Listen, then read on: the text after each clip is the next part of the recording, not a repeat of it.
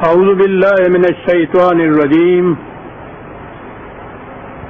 بسم اللہ الرحمن الرحیم. عزیزان من، آج ستمبر 1982 کی 10 تاریخ ہے اور درس قرآن کریم کا آغاز سورہ الطور کی آیت 17 سے ہو رہا ہے. 52/17. سابقہ آیات میں اصل معمول وہی کشمکش چلی آ رہی تھی، حق اور باطل کی اور ان دو گروہوں کی. ان میں سے ایک گروہ کے متعلق تو بتایا گیا کہ انہیں 1000 وارننگ دیجئے، انہیں کہیے کہ جس روش پہ تم جا رہے ہو آگے کنواں ہے، اس میں گر جاؤ گے. یہ کہتے ہیں کہ نہیں، تم یوں ہی جھوٹ کہہ رہے ہو، اور نتیجہ اس کا یہ کہ وہ پھر آگے چلتے ہیں اندھے ہو کر تو کنویں میں گر جاتے ہیں. یہی ہے جسے جہنم سے تعبیر کیا، تباہی آ جاتی ہے، جہنم کا عذاب ہوتا ہے. یہ تو وہ ایک گروہ ہو گیا. اب اس کے مقابلے میں دوسرا گروہ جو صحیح روش زندگی پر گامزن ہوتا ہے، خدا کے بتائے ہوئے طریقے پر چلتا ہے، تو اس کا انجام، اس کا مآخر، اس کے اعمال کا نتیجہ ان المتقین فی جنات و نعیم فاکہین بما آتاہم ربہم ووقاہم ربہم عذاب الجحیم. یہ متقین کا لفظ اس کے مقابل میں آیا ہے، ادھر مکذبین تھا. تقویٰ کے معنی ہوتا ہے نگہداشت کرنا، اپنے آپ کو بچائے ہوئے رکھنا. وہ ایک قول منسوب ہے حضرت عمر رضی اللہ تعالیٰ عنہ کی طرف سے. ان سے پوچھا گیا کہ تقویٰ کیا ہوتا ہے، تو وہ تو ان چیزوں کو محسوس مثالوں سے سمجھاتے تھے. انہوں نے کہا کہ کبھی کسی ایسی پگڈنڈی پہ چلے ہو کہ جہاں دائیں بائیں خاردار جھاڑیاں ہوں، اور عربوں کا لباس تو آپ جانتے ہیں، وہ سارا ڈھیلا ڈھالا ادھر ادھر پھیلنے والا ہوتا ہے. تو کہا کہ آپ اس پگڈنڈی پہ کیسے چلتے ہیں؟ انہوں نے کہا، اس نے کہا کہ جی وہ اپنے لباس کو ادھر سے ادھر سے لپیٹ کر محفوظ رکھ کر ان کانٹوں سے، کہنے لگے بس اسی کو تقویٰ کہتے ہیں. کیا بات ہے سر، اسی کو تقویٰ کہتے ہیں. اور یہی لوگ ہیں جن کو متقین کہا گیا ہے. ان کی اگر چادریں، ان کا لباس بچ جاتا ہے، پھٹتا نہیں، دریدگی اس میں نہیں آتی، تو یہ کوئی باہر سے نہیں نیا لباس ان کو دے دیتا. انہوں نے جو حفاظت کی ہے اپنے لباس کی، یہ اس کا نتیجہ ہے کہ ان کا لباس پھٹا نہیں ہے. قرآن کریم میں جہاں جزا اور سزا کا ذکر آتا ہے، اس بنیادی اصول کو پیش نظر رکھنا چاہیے کہ یہ خارج سے دی ہوئی سزا نہیں ہے. ہمارے ہاں چونکہ تصور سزا کا آیا ہوا ہے، اس وجہ سے صحیح بات ذہن میں نہیں آتی. ایسا نظر آتا ہے کہ وہ بس وہ خدا ہے، وہ باتوں سے ناراض ہو جاتا ہے اور پھر وہ سزا دیتا ہے، جہنم میں ڈال دیتا ہے، کوڑے مارتا ہے، پتہ نہیں کیا کچھ سزا دیتا ہے. یہ نہیں ہے. انسان کے ہر عمل کا ایک نتیجہ ہے. سینکھیا کھانے سے جو ہلاکت واقع ہوتی ہے، وہ کسی عدالت کی طرف سے سزا نہیں ملی ہوتی کہ اس کی موت واقع ہو جائے. وہ خود اس سینکھیے کے اندر پوشیدہ ہوتی ہے یہ چیز کہ اس کا نتیجہ ہلاکت ہے، اور کھانے والا جو ہے اس کا یہ جو عمل ہے کہ یہ جانتے ہوئے کہ اس سے تباہی آئے گی، وہ پھر اسے کھا لیتا ہے. یہ جو اس کے بعد اس پہ بیتتی ہے، یہ خارج سے کسی نے اس کو سزا نہیں دی ہوتی، یہ اس کے اس عمل کا فطری نتیجہ ہوتا ہے. جزاء ما کانوا تعملون. تمہارے عمل کے اندر یہ نتیجہ پوشیدہ تھا جو تمہارے سامنے آ جا رہا ہے. وہ کہتا ہے کہ پہلے چھپا ہوا ہوتا ہے نگاہوں سے، پھر وہ اپنے وقت کے اوپر محسوس شکل میں سامنے آ جاتا ہے. وہ جہنم بارز ہو جاتا ہے. قرآن نے کہا ہے، لفظ ہے بارز ہو جاتا ہے. اس نے کہا کہ جہنم اب بھی، تم جہنم سے اب بھی چھپے ہوئے نہیں ہو. اپنی آنکھیں تو تم بند کر لیتے ہو، تمہیں نظر نہیں آتی جہنم تمہیں اس وقت بھی دیکھ رہی ہوتی ہے.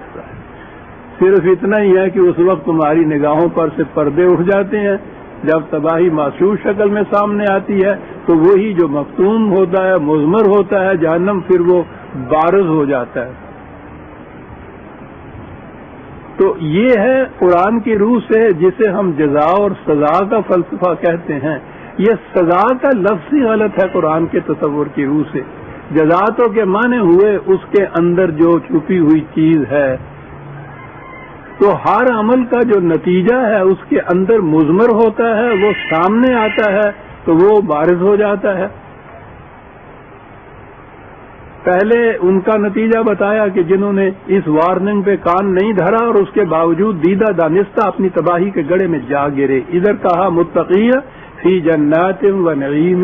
اب وہ جنت کا ذکر آ رہا ہے، جنت کی خوشگواریوں کا ذکر آ رہا ہے. یہاں پھر اس چیز کو سمجھ لیجئے کہ ایک تو جنتی زندگی ہے. جنتی زندگی میں نے کہا ہے وہ اسی دنیا کے اندر اگر صحیح نظام جو ہے قرآن کے مطابق وہ متشکل کر لیا جائے تو اس کے جو انسانیت ساز خوشگوار نتائج اس دنیا کے اندر بھی سامنے آتے ہیں. تو یہ بات جنہیں قرآن کہتا ہے، ایک تو یہ جنتی زندگی ہے جو اس معاشرے میں اس دنیا میں قائم ہو جاتی ہے. قرآن کی روح سے زندگی یہیں ختم نہیں ہو جاتی بلکہ زندگی آگے بھی چلتی ہے. اخروی زندگی جسے ہم کہتے ہیں، موت کے بعد کی زندگی جسے ہم کہتے ہیں، یہ سلسلہ جو ہے انسانی اعمال کے نتائج کا یہ مسلسل آگے بھی چلتا ہے. تو آگے جانے والی زندگی کے اندر جو خوشگوار نتائج ہیں انہیں جنت کہا گیا ہے، بلکہ الجنہ ہے. اور جو تباہ کن نتائج ہیں انہیں جہنم کہا گیا ہے. بلکہ بات کچھ اور لمبی ہو جائے گی. وہ میں نے کئی دفعہ یہ عرض کیا ہوا ہے کہ یہ جن کو ہم نیک اعمال خوشگوار نتائج کہتے ہیں وہ اصل میں انسانی زندگی کے ارتقاء کی اگلی منزل ہے. اور جسے جہنم کہا جاتا ہے اسے جہیم بھی قرآن نے کہا ہے. وہ شے جو اس ترقی کو، اس ارتقاء کو روک دے، وہاں جامد ہو جائے. تو یہ بات سائنس کی طرف چلی جائے گی جو ایوولوشن کی تھیوری ہے کہ کس طرح سے ایک مقام پر آ کے ایک جنس ایک اسپیشی رک جاتی ہے آگے بڑھنے سے. تو بہرحال اس کا نام جہنم یا جہیم، جہنم کے معنی ہے جہاں انسانیت کو جلایا جائے. تو وہ تو جہنم یا جہیم ہے، وہ بھی انسان کے اپنے اعمال کے اندر جو پوشیدہ نتائج ہیں ان کا نام ہے. اور اس کے برعکس جنت کی زندگی. اب قرآن اگلی دنیا کی زندگی کے متعلق کچھ بات کر رہا ہے. وہ اس زندگی جیسی محسوس مادی زندگی تو نہیں ہے، لیکن اب اس نے جو سمجھانا ہے ان چیزوں کو وہ تو وہی الفاظ ہیں جو مادی زندگی میں آتے ہیں. وہاں کے لیے تو الفاظ بھی اگر اور استعمال کریں تو ذہن میں نہ بات آئے کہ یہ کیا کہہ رہا ہے قرآن. تو قرآن نے جنت کی زندگی یا جہنم کی زندگی کو مثال کے طور پر بیان کیا ہے. خود کہا ہے اس نے. اس کو تو ذہن میں رکھیے، اس حوالے کو بھی لیجئے. 13/35 مثل الجنت التی وعد المتقون. متقیوں کے لیے جس جنت کا وعدہ دیا جا رہا ہے، بات کی جا رہی ہے کہ وہ مل کے رہے گی، اس کی مثال یوں سمجھیے کہ تجری من تحت الانہار. آگے جو ساری باتیں، باغات ہیں، ان کے نیچے نہریں بہ رہی ہیں صاف و شفاف پانی کی، نہایت عمدہ قسم کے پھل ہیں، پھول ہیں، اور جتنی بھی اس زمانے کی مخاطب قوم عربوں کے نزدیک جتنی بھی زندگی کی خوشگواریاں ہو سکتی ہیں وہ تمام کی تمام قرآن نے جمع کر دی ہے. ہمارے ہاں تو ذہن میں نہیں آتا کہ صاحب یہ پانی کا بھی ذکر اتنا افراد سے قرآن نے اور بہتات سے اور کثرت سے کیا ہے کہ صاف شفاف پانی کی ندیاں بہہ رہی ہوں گی. عربوں سے پوچھئے کہ اس کی قیمت کیا تھی، ایک کٹورا صاف شفاف پانی کا. تو آپ کو پتا ہے کہ ایک بدیا کے اندر پانی لے کر ہارون رشید کے دربار میں پہنچا تھا اور اس نے کہا کہ کیا بات ہے، کیا لائے ہو؟ کہنے کے ساتھ ایک چشمے میں سے ایسا پانی مجھے ملا جو زندگی بھر میں نے ویسا صاف شفاف پانی نہیں پیا تھا۔ تو میں نے کہا کہ یہ پانی تو خلیفہ المسلمین کے بعد تحفتاً لے کے جانا چاہیے، میں وہ پانی لے کے آیا ہوں۔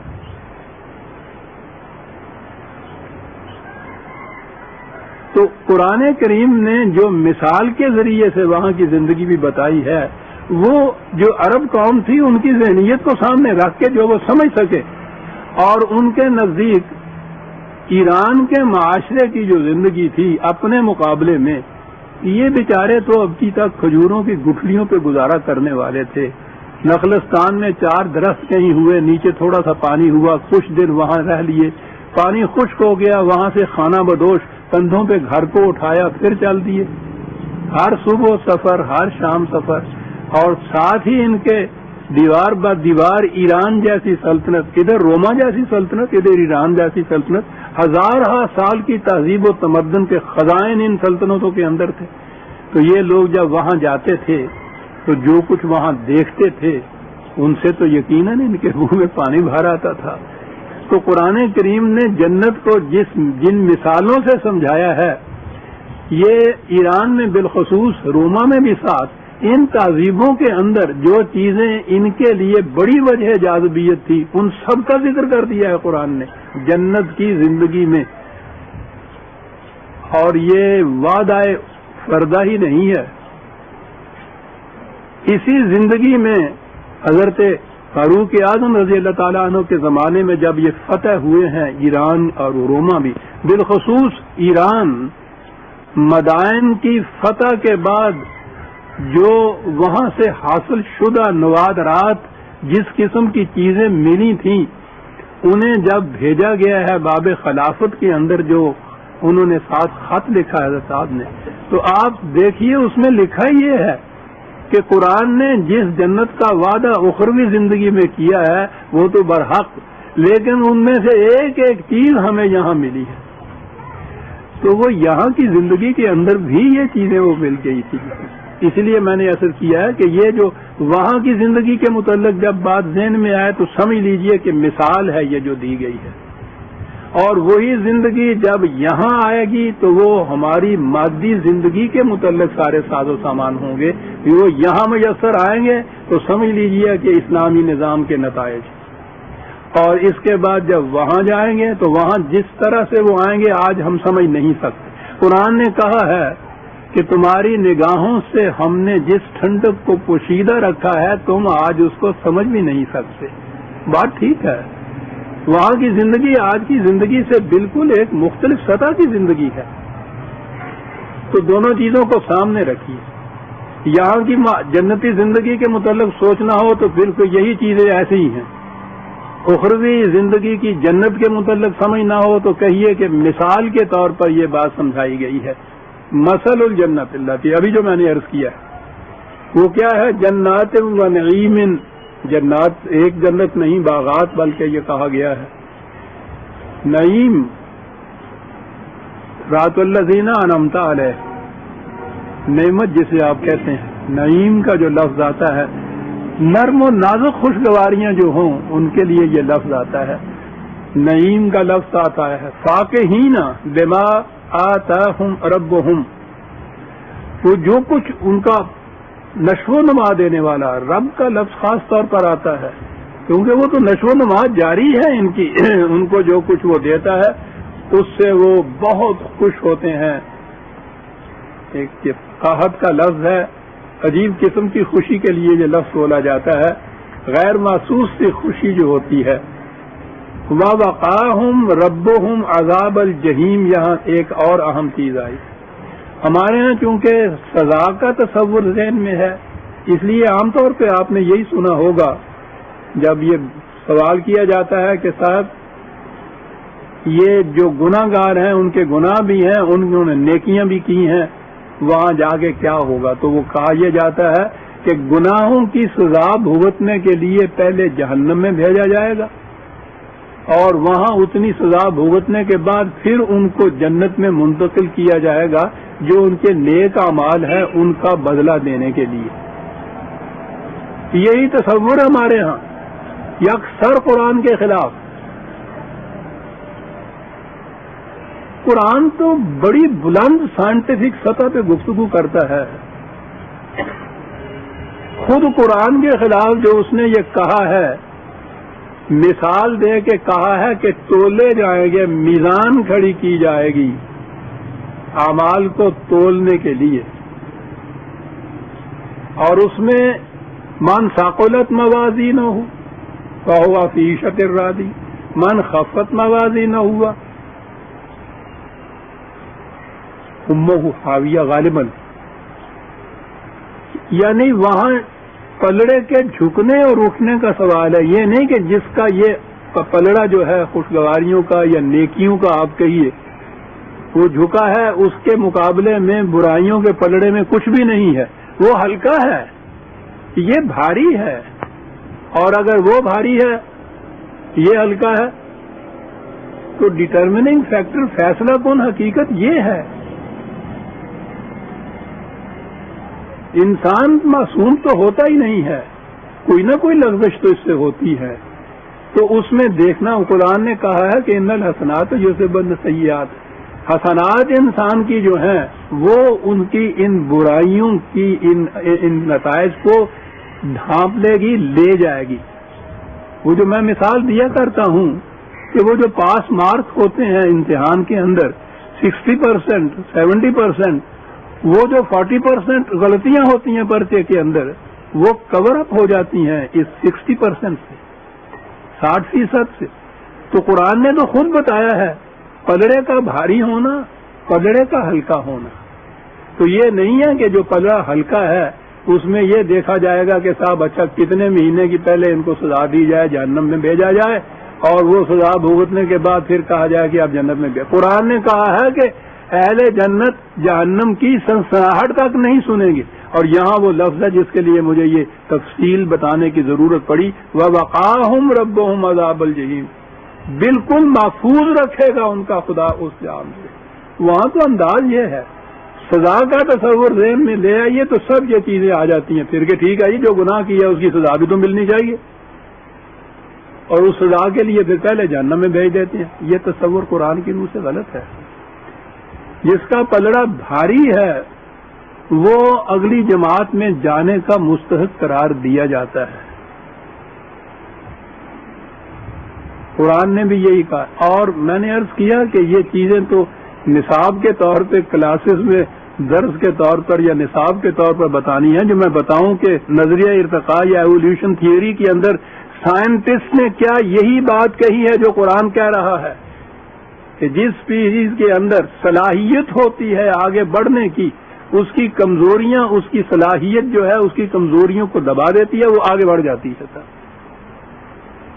اور جس کی کمزوریاں زیادہ ہوتی ہیں وہ نو وہیں کی وہیں رک جاتی ہے یا ختم ہو جاتی ہے. 1400 سال پہلے قرآن یہ ڈٹرمننگ فیکٹر بتا رہا ہے آگے بڑھنے کا، رک جانے کا. ثقلت موازین، خفت موازین کا، سزا کا سوال نہیں ہے. وقاہم، محفوظ بچائے رکھے گا. دیکھیے وہاں متقین اور وقاہم دونوں ایک ہی تو مادہ ہے. کس سے بچائے گا؟ عذاب الجحیم یہاں لفظ آیا، میں نے عرض کیا تھا نا، جحیم کے معنی ہے وہ شاید جو راستے میں رکاوٹ بن کے کھڑی ہو جائے. کیا بات ہے، فرصت ہوتی یہ چیزیں تو ایک ایک لفظ کے متعلق میں عرض کرتا کہ عصر حاضر کے علوم میں ان کی اہمیت کیا ہے، ان الفاظ کی جو قرآن استعمال کر گیا. عذاب جحیم سے بچائے گا، رکاوٹ نہیں بنے گی کوئی چیز ان کے راستے میں آگے بڑھنے کے لیے.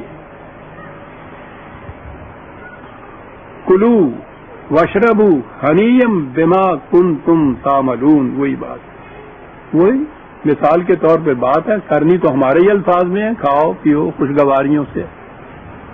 اور یہ نہ سمجھو کہ یہ مفت میں مل گئی، نہ ہی یہ سمجھو کہ یہ خیرات کے طور پر مل گئی، بالکل نہیں. یہ تو تمہارا حق تھا. حق بھی وہی جزاء بما کنتم تعملون، وہ جو تم نے جو کچھ کیا تھا یہ اس کے اندر مضمر تھی، یہ ساری چیزیں اس کا نتیجہ تھیں. یہ ہے قرآن کی روح سے سزا اور جزا جسے ہم کہتے ہیں، اس کا فلسفہ. تمہارے ہی اعمال کے اندر یہ چیزیں تھیں، کہیں خارج سے نہیں ملی، کوئی احسان کے طور پر نہیں ملی، خیرات کے طور پر نہیں ملی، تم مستحق تھے اس کے. بما کنتم تعملون متکئین علی سرر مصفوفۃ. وہی مثال کے طور پر سننا چاہیں یا یہاں کے معاشرے میں دیکھنا چاہیں، کھانے پینے کو یہ چیزیں، ٹھنڈا پانی، درخت، ان کے اندر جھکے ہوئے پھل اور لحم طیور، یہ ساری چیزیں، اور وہ صوفوں پہ بیٹھے ہوئے، تختوں کے اوپر بیٹھے ہوئے.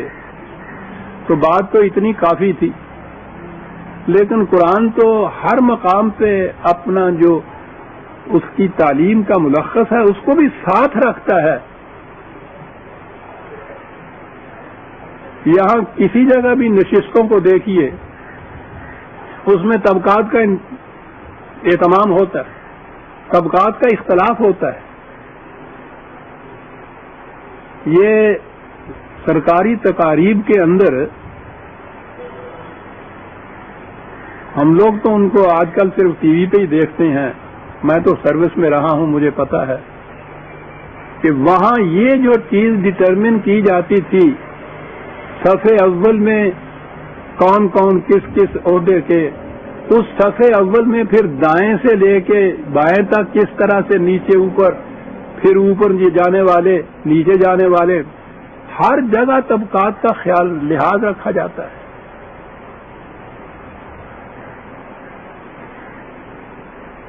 اسلامی نظام میں طبقات کہیں نہیں ہوتے، وہاں انسان اور انسان میں فرق صرف کفر اور ایمان کا ہوتا ہے، اعمال کے وزن کا ہوتا ہے. طبقات جسے ہم کہتے ہیں وہ ہمارے ہاں تو یہ پستیاں اور بلندیاں نیچ ذات کا، اونچی ذات کا، غریبی اور امیری کے تفاوت جتنے ہیں، عہدوں کے تفاوت، اور قدم قدم پہ برادریوں کے تفاوت. تو آپ نے دیکھا ہوگا پرچے میں بھی نکلا تھا یا کسی مجسٹریٹ نے یہ کہا تھا کہ یہ سزا تو اس نے کوئی جرم کیا تھا زنا کا کہ وہ اتنی ہی سزا دینی چاہیے، لیکن یہ میراثی ہے اور وہ لڑکی سیدزادی ہے، اس لیے اس کو دگنی سزا ملنی چاہیے. یعنی اس جرم میں بھی یہ تفاوت جو ہے اس کو ذہن میں رکھا جا رہا ہے. قرآن کی روح سے یہ تفاوت طبقاتی، نسلی، برادری کے، ذاتوں کے طبقات، امارت و غربت کا تو سوال ہی نہیں، وہاں ہوتے ہی نہیں امیر غریب. یہ تفاوت جو ہے انسان اور انسان میں، اس کے معیار یہ نہیں ہے اس کے اندر. جو بھی اہل جنت اس نے قرار دے دیا جن کو، اس میں انٹر ہو گئے. سررن تو کہا تھا کہ وہ تختوں پہ بیٹھے ہوئے ہوں گے. اب اندازہ لگائیے قرآن کی بلاغت کا کہاں تک پہنچتا ہے کہ سررن مصفوفتن، برابر برابر بچھے ہوئے تختوں کے اوپر بیٹھے ہوئے ہوں گے. طبقاتی تفاوت نشستوں میں نہیں ہوگا. کیا بات ہے. اصل چیز تو یہ ہے انسانیت، انسان اور انسان کے اندر صرف میرٹ ایک چیز ہونی چاہیے جس کی بنا پہ کچھ دونوں کے اندر فرق کیا جائے، اور کوئی تفاوت کی بات نہیں. آن میرٹ جب آپ نے ایک جگہ ان کو بھیج دیا جنت کی زندگی میں، اب وہاں تفاوت کوئی نہیں ہے، وہاں اختلاف اور اختلاف کوئی نہیں ہے، وہاں طبقات کوئی نہیں ہے. سرر ہے سب کے لیے اور مصفوفتن ہے برابر برابر بچھائے ہوئے. جی آگے اب بات آ گئی پورا درس لے لینے والی. وَزَوَّجْنَاهُمْ بِحُورٍ عِينٍ. جی حور تو آپ کے ذہن میں آئے گیا ہوگا کہ لفظ اتنا ہمارے ہاں پامال ہوا ہے، پچاریوں کا پتہ نہیں کیا حشر وہاں ہوا ہوگا. حور زوجنا، جو ہی لفظ یہ آیا زوج کا اور انہوں نے فوراً نکاح پڑھایا. بیوی بنانے کے سوائے ان کے ہاں کوئی تصور ہی نہیں ہے.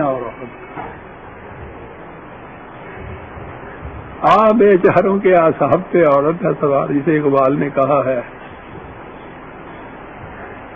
تو زوجنا کے معنی ہو گئے زوجہ بنانا، بیوی بنانا، نکاح پڑھا دینا. کس کے ساتھ؟ بحور عین، حوروں کے ساتھ ان کا نکاح پڑھا دیا جائے گا یا ان کو ان کی بیویاں بنا دیا جائے گا.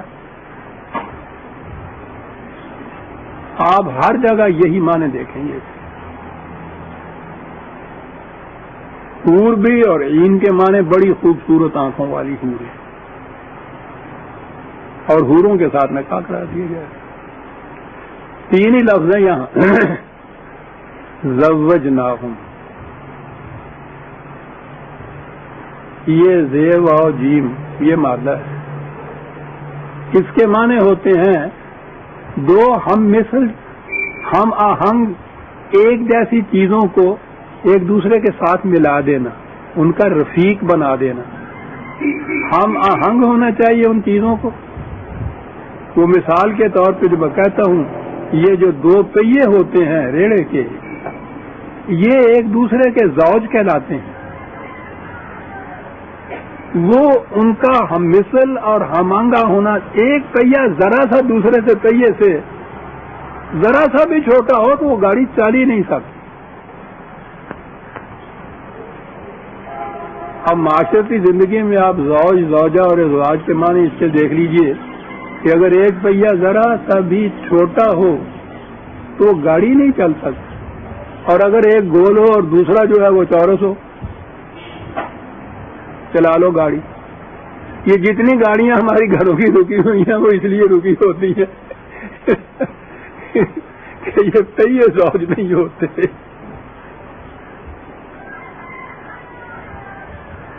ہم آہنگ، ہم نوا، ہم خیال، ہم سیرت، ہم مزاج، کوئی چیزیں بھی ہوں، یہ عورت مردی نہیں. قرآن نے تو کہا ہے کہ ہم نے کائنات کی تمام چیزوں کو ازواج پیدا کیا ہوا ہے.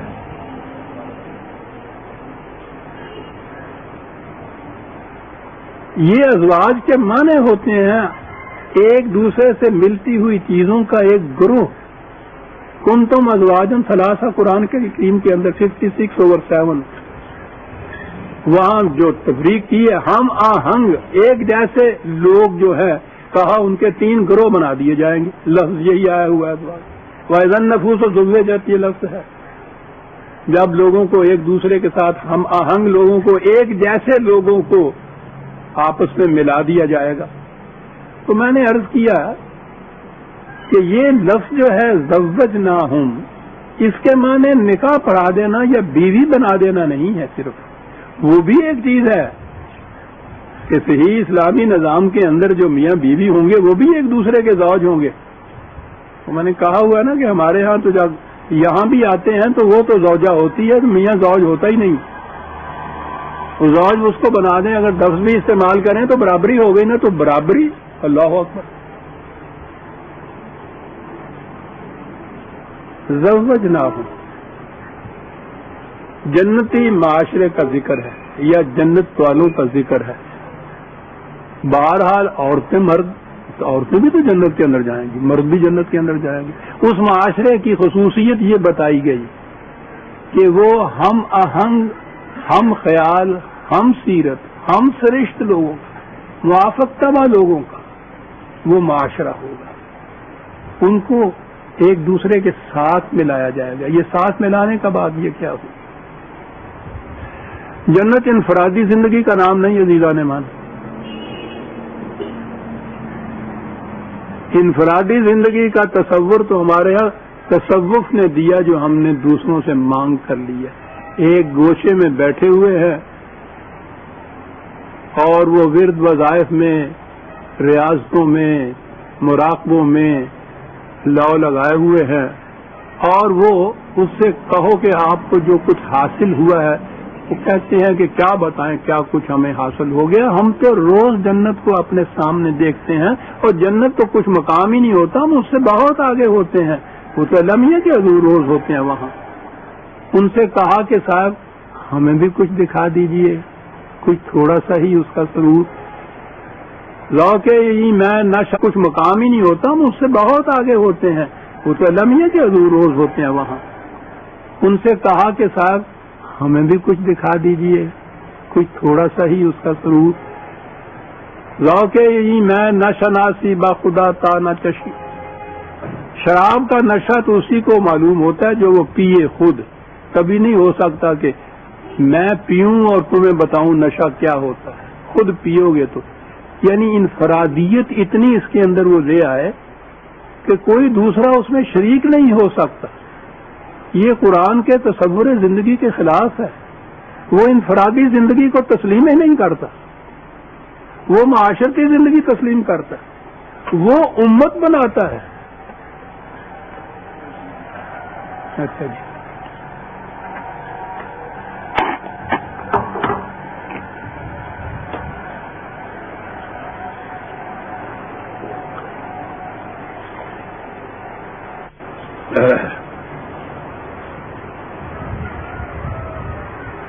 وہ ایک معاشرے کو جنتی کہتا ہے یہاں بھی اور اس کے بعد کی زندگی میں بھی. وہ تو شرط قرار دیتا ہے، کہتا یہ ہے کہ فادخلی فی عبادی وادخلی جنتی. جنت میں جانا چاہتے ہو، ہمارے بندوں کے زمرے میں شامل ہو جاؤ. وہ تو جنت کی شرط یہ بتاتا ہے. یہ ہے جی 89/29، 99/29. شرط یہ ہے فادخلی فی عبادی وادخلی جنت. فرد جنت میں نہیں آتا، جماعت جاتی ہے، امت جاتی ہے، گروہ جاتا ہے، اس کے اندر شامل ہونا پڑتا ہے. کارواں کا فرد بنے بغیر یہ سفر طے ہی نہیں ہو سکتا. سارا قرآن اجتماعیت اور اجتماعی زندگی کی تعلیم دیتا ہے. ہم آہنگ لوگوں کو یکساں یکجا کرنے سے یہ جو سفر آگے چلتا ہے. پھر میں بات کہیں اور نکل جائے گی. یا ایھا المزمل کے معنی جب میں بتاؤں گا، اس کے معنی یہ ہیں ہم آہنگ افراد کا ایک کارواں تشکیل کرنا. یہ ہوتا ہے نبی کا کام. تو وہ قرآن کہتا ہے کہ میرے بندوں میں داخل ہو پھر جنت میں جا سکو. تو زوجناہم کے تو معنی یہ ہو گئے. ہم سیرت، ہم خیال، ہم ذہنیت، ان افراد کا اکٹھے ہو جانا، یہ ایک گروہ بنتا ہے. ان کی 2 صفتیں بتائی گئی. زوجناہم کے تو معنی آپ نے دیکھ لیے کہ اس کے معنی نکاح کرنا نہیں ہے، میاں بیوی بننا نہیں ہے، بلکہ ہم آہنگ افراد کا ایک گروہ بن جانا ہے. اس قسم کے یہ افراد ہیں بحور عین. معاف رکھیے گا، ایسا پانی اگ گیا.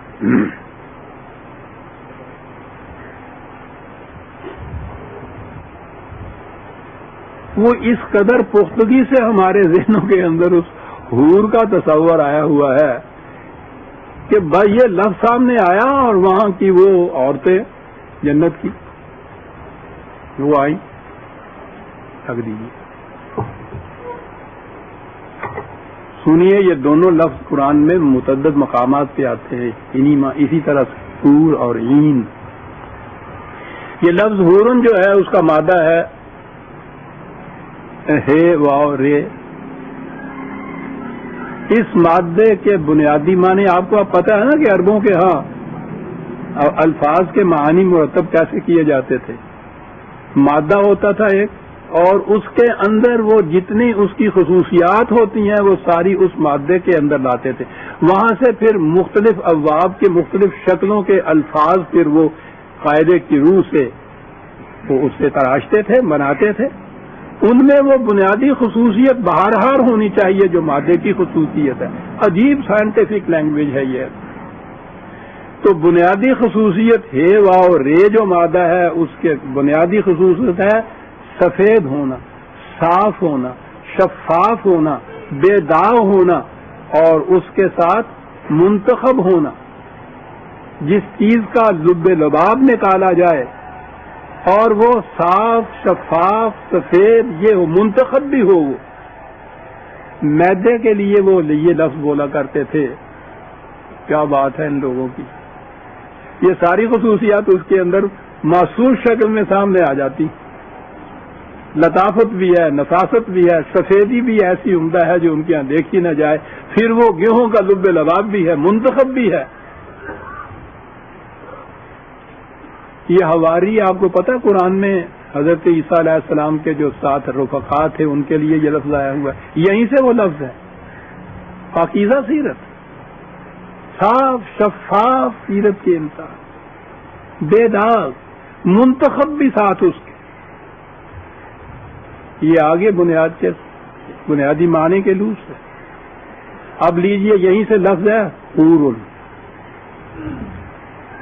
یہ لفظ واحد نہیں جمع ہے. اب دیکھیے یہاں آگے فرق. جمع ہے یہ کون سے الفاظ ہیں جن کی یہ جمع ہے؟ اس کا واحد احورو بھی ہے جو مذکر کے لیے استعمال ہوتا ہے، مرد کے لیے استعمال ہوتا ہے. اور اس کا واحد حوراؤ بھی ہے جو مؤنث کے لیے استعمال ہوتا ہے. تو حورن کے معنی ہوئے پاکیزہ سیرت، پاک فطرت، شفاف کردار کے منتخب افراد، عورتیں مرد دونوں.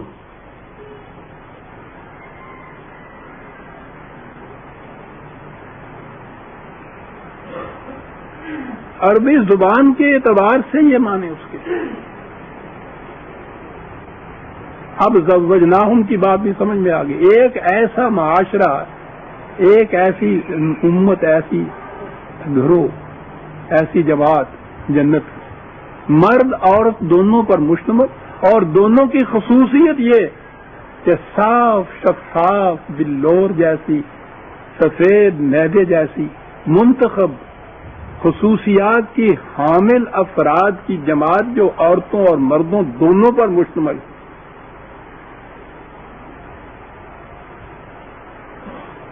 یہ منتخب کے لیے آگے یہ بڑھے تو انہوں نے کہا کہ وہ انتخاب عقل و شعور، فہم و بصیرت کی روح سے ہونا چاہیے.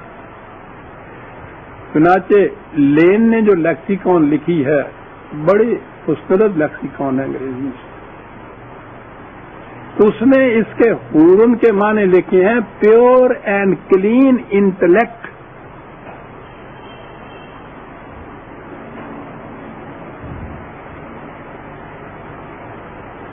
صاف شفاف عقل، پاکیزہ عقل.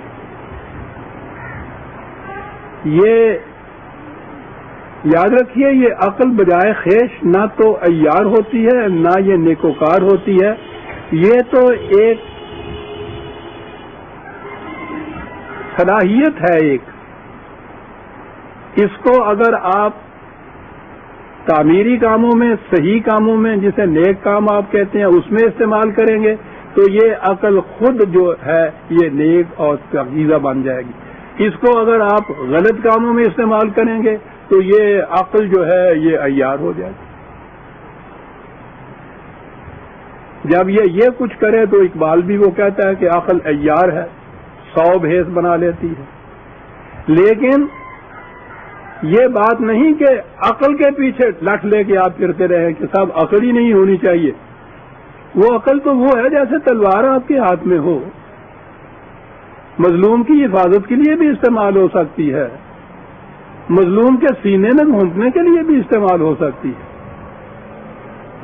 تلوار تو خود نہ اچھی ہے نہ بری ہے، اس کا استعمال اس کو اچھا اور برا بناتا ہے. دولت ہے، صحت ہے، توانائی ہے.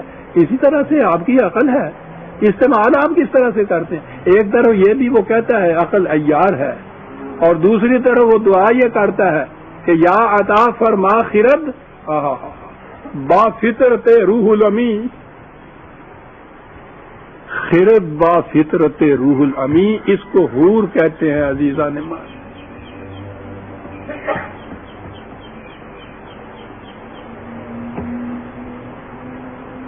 Pure and clean intellect. اندازہ لگائیے ایک مستشرق غیر مسلم، وہ انگریز، عربی کا لغت لکھتا ہے اور وہ یہ معنی لکھتا ہے صحیح عربوں کے تصور کے مطابق، پیور اینڈ کلین انٹلیکٹ۔ لیکن معاف رکھیے ہمارے ہاں تو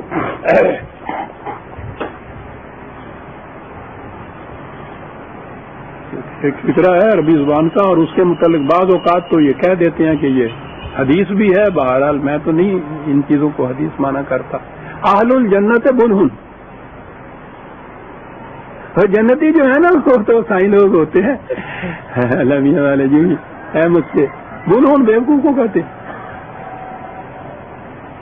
کہ جی وہ جنت میں تو ایسے لوگ جاتے ہیں بھولے بھالے اللہ میاں سائی لوگ جی ہے اللہ میاں دا جی، ہاں جی لتی چاہیے کوئی پتہ ہی نہیں ہے جی ایسی۔ اور ساڈے جڑا وہ نیک دا تصور ہے گا، آ جڑا متقی دا لفظ ہے گا جتھے استعمال ہوندا ہے گا، یعنی یہ چیز اللہ میاں دا جی ہے جی، ان کو پتہ ہی نہیں جی ان چیزاں میں کچھ بھی نہیں۔ اہل الجنت بلہن، یہ آپ کے یہاں مشہور ہے، یہ آپ کو معلوم ہے یہیں سے ابلا کا لفظ ہے، ابلا فریبی جس کو کہتے ہیں، اور اقبال نے بھی اسی لیے طنزاً کہا نئے ابلا ہے مسجد ہوں نہ تعظیم کا فرزند، ابلا ہے مسجد وہ یہیں سے نہیں عزیزان مان۔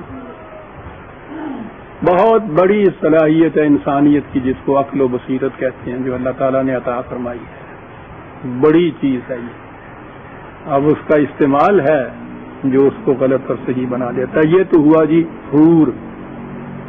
دوسرا لفظ ہے عینن، یہ بنیادی طور پر اس کا مادہ ہے عین یہ نون، یہ اتنا وسیع المعنی مادہ ہے کہ 100 سے بھی زیادہ اس کے معنی دیے جاتے ہیں لغت کے اندر، لیکن بنیاد جو اس کی ہے وہ پھر صاف اور شفاف آنکھ کی۔ یہ عربوں کے ہاں یہ جو باہر صحرا کی گائے ہوتی تھی ان کی آنکھیں تھی اس قسم کی، بڑی خوبصورت آنکھیں، اور بڑی وہ جو آنکھ کی خوبصورتی یہ ہوتی ہے کہ اس کی سفیدی بھی بڑی سفید ہو، شفاف، سیاہی بھی اس کی بڑی صاف ہو، اور توازن ہو دونوں کے اندر۔ ذرا سی سیاہی بڑھ جائے یا ایک طرف کو ہو جائے تو ساری خوبصورتی ختم ہو جاتی۔ تو یہ جو اس قسم کی آنکھ ہوتی تھی وہ جنگلی صحرا کی گائے یا جنگلی گائے کی آنکھ کو کہتے تھے۔ ہمارے ہاں آہو چشم کہتے ہیں نا، ہمارے ہاں ہرن کی یا غزال کی آنکھ جو ہے، ہم یہ شاعری میں اسے کہا جاتا ہے۔ ایران میں غزال ہوتے تھے، انہوں نے اس سے تشبیہ دی، عربوں نے اپنے یہاں کی گائے سے تشبیہ دی۔ معنی بنیادی طور پر صاف اور شفاف آنکھ کے ہیں، بد بین آنکھ نہ ہو، صاف اور شفاف ہو کہ نظر بھی اس کو سب کچھ آئے، اور نیک بھی ہو بد بھی نہ ہو۔ عقل جہاں بھی جسے قرآن اقبال کہتا ہے، عقل خود بھی دیگرو عقل جہاں بھی دیگر است۔ یہ جو ہے نا آنکھ، اس کو وہ اینن کہتے تھے، اب لفظ اینن پہ آ جائیے۔ حورن کی طرح اس کا یہ بھی جمع ہے، اس کا واحد آینن بھی ہے جو مذکر ہے، اور ایناؤ بھی ہے جو مؤنث ہے۔ تو یہ پھر مذکر اور مؤنث دونوں کے لیے بولا جاتا ہے، حور بھی اور اینن بھی۔ اب اندازہ لگائیے کہاں کی بات کہاں جا پہنچی۔ وَزَوَّجْنَاهُمْ بِحُورٍ عِینٍ، اس معاشرہ میں اکٹھے کر دیے جائیں گے ہم آہنگ ہم فکر لوگ۔ لیکن یہ بدماش لوگ بھی تو ہم آہنگ ہم فکر ایک جیسے ہو جاتے ہیں، ہو سکتے ہیں نہ، حور عین، وہ ان کی صاف شفاف عقل، منتخب سیرت، پاکیزہ سیرت، ایسی نگاہ کہ جو صاف و شفاف بھی ہو اور ہمیشہ نیکی کی طرف جائے. ان خصوصیات کے حامل افراد مردوں اور عورتوں پہ مشتمل ایک معاشرہ ہوگا جس کو جنتی زندگی کہتے ہیں. یہ ہے معنی عزیزان مان ان کے.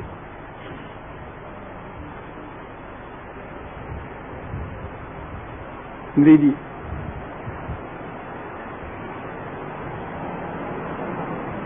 وَزَوَّجْنَاهُمْ بِحُورٍ عِينٍ وَالَّذِينَ آمَنُوا وَاتَّبَعَتْهُمْ ذُرِّيَّتُهُمْ بِإِيمَانٍ أَلْحَقْنَا بِهِمْ ذُرِّيَّتَهُمْ. یہ تو وہاں جائیں گے. جانے والا جو ہے وہ کہتا ہے کہ صاحب ہمارے بال بچے بھی تو ہیں، وہ بھی تو ہمارے ساتھ ہونے چاہیے، اولاد ہماری ساتھ ہماری ہونی چاہیے. بلکہ وہ تو کہنے ریل ادا کرایا ہوتا ہوں بچے کو، یہ ساتھ ہونی چاہیے. کہا کہ یہاں کسی کی اولاد ہونا جو ہے یہ کوئی استحقاق نہیں ہے جنت میں جانے کا. انہیں ساتھ لے جانا چاہتے ہو،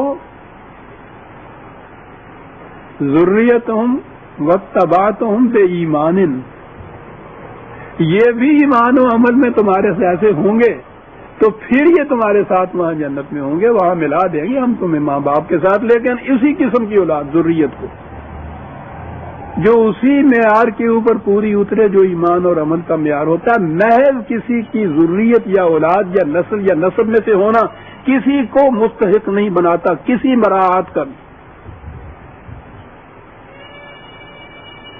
قرآن تو آیا ان چیزوں کو مٹانے کے لیے تھا عزیزان مان. یہ نسلی امتیازات کے، یہ اونچی ذات کا ہے، یہ نیچے کی ذات کا ہے، یہ بڑے کا بیٹا ہے، یہ چھوٹے کا بیٹا ہے.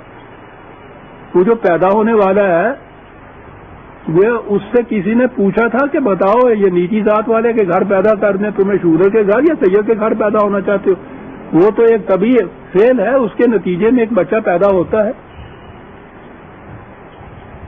وہ تو نہ خود بلند ہوتا ہے نہ پست ہوتا ہے. لیکن قرآن کی روح سے وَلَقَدْ كَرَّمْنَا بَنِي آدم، ہر انسانی بچہ ہونے کی جیسے یکساں واجب التکریم ہے.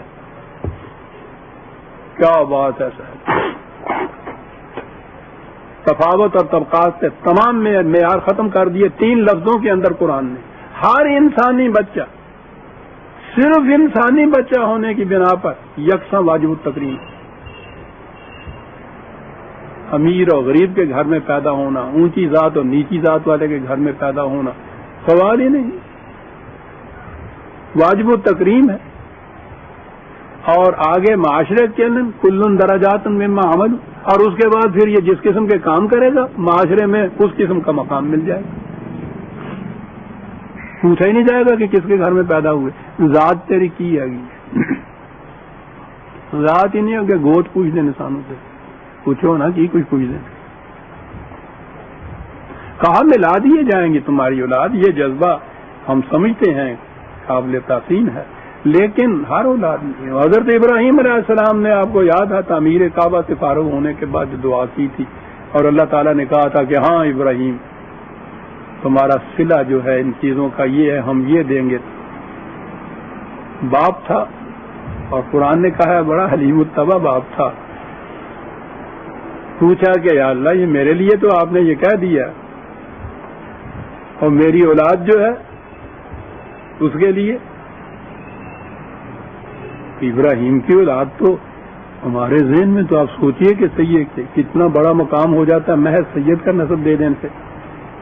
میری اولاد کے متعلق لا ینال عہد الظالمین، تو اگر ظالم ہوں گے تو پھر ان سے یہ وعدہ پورا نہیں کیا جا سکتا. اولاد ابراہیمی ہونے میں کوئی وجہ ترجیح نہیں ہے عزیزان مان. نسب اور حسب کا کوئی ترجیح یہاں نہیں ہے. یہ سب غیر قرآنی تصورات ہیں. انہی ذریت میں سے انہی کو تمہارے ساتھ ملایا جائے گا جو ایمان میں تمہارے ساتھ ہوں گے. وما التناہم من عملہم من شیء. ہاں یہ بازو کہ کسی کے عمل میں سے کوئی ذرہ برابر کمی نہیں کی جائے گی. کچھ پورا اس کا بدلہ. وہ تو میں نے عرض کیا ہے کہ اس میں کمی اور زیادتی کا سوال ہی نہیں ہے، وہ تو اس کے اندر موجود ہوتا ہے. اب یہ رہا کہ وہ ذریت کوئی کام نہیں دے گی، نسب اور حسب کام نہیں دے گا. کام کیا چیز دے گی؟ ایک فکرہ ہے عزیزان من، پتہ نہیں کتنے کتنے اصول ہیں دنیا کے جن کے اوپر وہ بھاری ہے. اور کن الفاظ میں بات کہی ہے؟ کل امرئ بما کسب رہین. کہا سن رکھو. اب یہ کن الفاظ میں اس کا ترجمہ کروں؟ ہر شخص جو کچھ اس نے کیا ہے ہی از باؤنڈ بائی اٹ، جسے کہتے ہیں نا پلیج ہو جانا کسی کے لیے. رین رکھا ہوا ہمارے ہاں جس چیز کو کہتے ہیں. ہر شخص اپنے آپ کو باؤنڈ کر دیتا ہے ان چیزوں سے جو وہ کرتا ہے. وہ رین رکھا جاتا ہے اپنے اعمال. اس کے اعمال اس کے گرد گھیرا ڈالے ہوئے ہوتے ہیں. صرف یہ چیز ہے، ہر فرد ان اعمال کے اندر گھیرا ہوا ہوتا ہے. اب اس میں حسب اور نسب کا رعایت کا سوال ہی کچھ نہ ہو. کل امرئ بما کسب رہین. یہ قانون مکافات عمل کچھ کسی قسم کی اس میں رو رعایت آپ دیکھتے ہیں. ہر فرد اپنے اعمال، اس کے اعمال اس کے گرد ایک گھیرا ڈالے ہوئے ہوتے ہیں. وہ باؤنڈ بائی جو ہے وہ اس کے لیے صحیح لفظ آ سکتا ہے، پلیج بھی ہوتا ہے. یہ تو ہوا ان کے متعلق. وَأَمْدَدْنَاهُمْ بِفَاكِهَةٍ وَلَحْمٍ مِّمَّا يَشْتَهُونَ. اور اس کے علاوہ ہم ان کو اور بہت سے پھل بھی دیں گے، اور پھر وہ گوشت بھی ہوگا. لحم طیور بھی کہا ہے، پرندوں کا گوشت بھی ہوگا. اور کس قسم کا گوشت؟ مما یشتہون، جس قسم کا چاہو گے. ٹھیک ہے، ایک ہی قسم کا گوشت سب کو دیا جائے طبیعت اکتا جاتی ہے. مما یشتہون. اور دوسرے مقام پہ تو آپ کو معلوم ہے نا، جو قرآن نے کہا تھا کہ جو کچھ مانگو گے ملے گا، جو کچھ چاہو گے ہوگا. وَلَنَا مزید. اور ہمارے ہاں اس سے بھی زیادہ ہے جو کچھ تم چاہو گے اور مانگو گے. کیا بات ہے اس خدا کی. مما یشتہون، جس قسم کا چاہو گے ویسا لے لو. پھر اس کے بعد پینے والی چیزیں آتی. وہ لفظ تو اس کے لیے وہ شراب کا آ جاتا ہے، لیکن عربوں کے ہاں تو ہر پینے والی چیز کو شراب کہتے تھے. ہمارے ہاں یہ نہیں کہتے. ہمارے ہاں تو شراب ہی ہوتی ہے جس کو وائن کہتے ہیں. تو ان کے ہاں ہر پینے والی چیز کو یہ کہہ دیتے تھے. پینے والی چیزیں قرآن نے یہ کہا ہے مزاج و زنجبیل، توانائیاں دینے والی چیز. اب دیکھیے بات وہ ان محفلوں کا کرتا ہے، محفلوں کی بات کرتا ہے جو روم میں تھے. وہاں تو پھر آپ سمجھتے ہیں نا کہ شراب کے پیالے کس طرح سے چلتے تھے، محفلیں کیسے جمتی تھی ان کے ہاں. ذکر تو ان کا کرتا ہے، لیکن اس کے ساتھ خصوصیت کیا بیان کرتا ہے سنیے.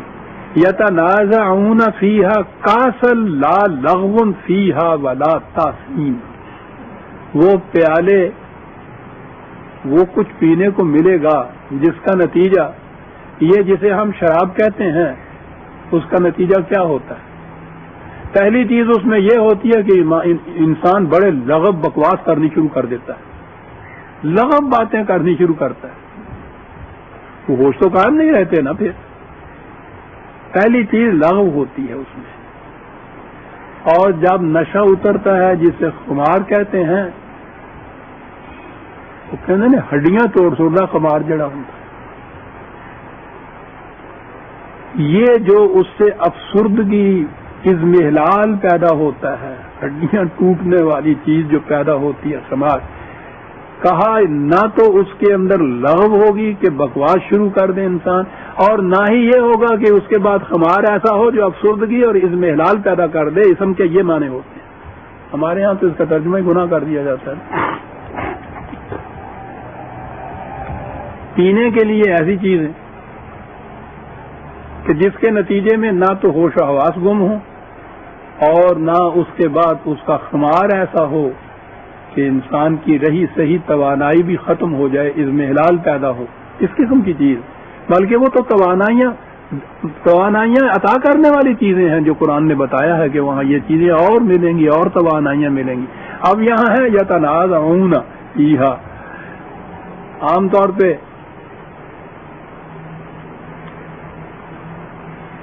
کہا یہ جاتا ہے کہ ایک دوسرے سے جیسے چینا جھپٹی ہوتی ہے نا، تنازع کے معنی یہ لے لیے جاتے ہیں، جھگڑا بھی معنی ہوتا ہے تنازع کا، تو ہمارے یہاں تنازع کے معنی جھگڑا ہوئے اور یہ ہوا کہ بس پھر وہ ایک دوسرے کو کھو کھا کے پیتے ہوں گے۔ کل بھائی اندازہ لگاؤ دوسری، بڑا خوبصورت لفظ ہے یہ۔ اس قسم کی محفلوں میں جب ہم آہنگ بے تکلف دوست بیٹھے ہوں، شراب کو تو چھوڑ دیجئے، عام کھانے پینے کی چیزوں میں آپ دیکھیں گے کہ ایک کھا رہا ہے، دوسرا لپک کے اس سے لے لالا اور سارے کھا گیا۔ یہ باہمی یگانگت اور محبت کے بے تکلفانہ محفلیں ہوتی ہیں، یعنی کہاں تک جاتا ہے قرآن عزیز عالمان، آپ غور کیجئے کیا نقشے کھینچتا ہے۔ ہم آہنگی ہے، اس قسم کے دوست بیٹھے ہوئے ہیں، کسی قسم کی غلط فہمی نہیں، بے تکلفی ہے، تو وہ کہنا کہ اس قسم کی چیز کہ لپک جھپک کے ایک دوسرے سے لے لیں گے کہ بھائی سارا ہی پی جاؤ، میرا بھی حصہ اس میں سے رکھو، کہنے لگا یہ اس قسم کی محفلیں ہوں گی اس کے اندر۔ کیا خوبصورت محفلیں ہیں۔ وقت ہو چکا ہے، ایک لفظ اور بھی لے لیجئے، وَيَطُوفُ عَلَيْهِمْ غِلْمَانٌ لَهُمْ كَأَنَّهُمْ لُؤْلُؤٌ مَكْنُونٌ۔ اگلی بات پھر یہ آگے کہ وہ غلمان ان کے گرد گھومیں گے، اور جیسے حور کی طرف یہ بات آئے، ادھر آپ غور فرمائیے غلمان کے معنی تصور میں کیا لیا ہے؟ لڑکے اس کے عام معنی کیے جاتے ہیں، اس کے معنی بیٹے بھی تو ہیں، یہ بیٹا لڑکا نہیں ہوتا، عربی زبان کے اندر بولا جاتا ہے، خاص عمر سے خاص عمر تک، مثل بھیگنے تک، جو جوانی کی ابھار تک کی عمر کا بیٹا بھی جو ہے اس کے لیے لفظ تو غلام آتا ہے۔ قرآن نے بشارتیں دی ہیں حضرت ابراہیم کو اور وہ غالباً حضرت زکریا کو، اس میں یہ لفظ آئے ہوئے ہیں، بیٹوں کے بھی کہتا ہے۔ ابھی پچھلی آیت میں یہ تھا نا کہ ان کی ذریت، ان کے بال بچے، ان کے بیٹے، وہ کہا وہ بھی ساتھ ہوں گے، تو کہا وہ ساتھ ہوں گے، جو صاحب ایمان ان میں سے ہوں گے وہ بھی وہاں ہوں گے، وہ وہاں کام کاج کر رہے ہوں گے گھروں کے اندر، ان کے لیے یطافون علیہا کہا، بڑوں کی جیسے کچھ خدمت سی کرنے والے ہوتے ہیں وہ یہ ہوں گے۔ یہ ہیں جن کے غلمان کے معنی ہیں، اور ان کی بھی اتنی سی بات نہیں کی غلمان کہہ کے چھوڑ دیا ہے، لو لو مکنون، کیا بات ہے صاحب، بے داغ جوانی سفیدہ سحر کی طرح۔ بات آئی نا جو نوجوان لڑکوں کی، تو اس عمر کے اندر تو آپ دیکھتے ہیں، لیکن یہ بے داغ جوانی ان کی کیسے بنی، واہ واہ کیا تشبیہ ہے۔ کہا یہ وہ موتی تھے جو سیپ میں اپنے آغوش میں جن کو پرورش کیا ہوا تھا، باہر کی ہوا نہیں لگنے دی تھی ان کو۔ آہا، قرآن ہے، اس طرح پرورش یافتہ غلمان بچے کہ وہ یہ موتی موتی کیسے بنتا ہے، یہی ہے نا کہا جاتا ہے، تو ویسے تو پانی کا قطرہ ہوتا ہے، لیکن وہ سیب کی آغوش میں اس طرح سے پرورش پاتا ہے۔ اقبال کی تشبیہ کے دعا جو اس نے مانگی تھی،